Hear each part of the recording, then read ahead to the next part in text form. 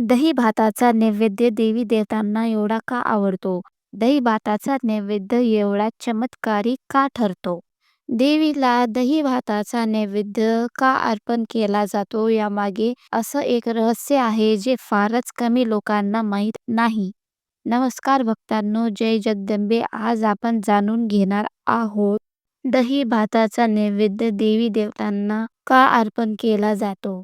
सात्विक अन्न दही आणि भात हे दोन्ही सात्विक मानले जातात. सात्विक अन्नमुळे मन, घर आणि परिसरात सकारात्मक ऊर्जा वाढते असे मानले जाते. देवी शक्ती स्वरूप असते. दही भात थंड शांती देणारी अन्न आहे. म्हणून देवीची उग्रता शांत व्हावी, कृपा सौम्य व्हावी यासाठी हा नैवेद्य दिला जातो. लोक परंपरा महाराष्ट्र, कर्नाटक, आंध्र प्रदेश, आई अंबाबाई, यल्लम्मा, रेणुका, आई तुळजाभवानी व आई काळूबाई यांना विशेषतः शुक्रवारी व पौर्णिमा, नवरात्री, आषाढ, श्रावण महिन्यात दही भाताचा नैवेद्य दिला जातो.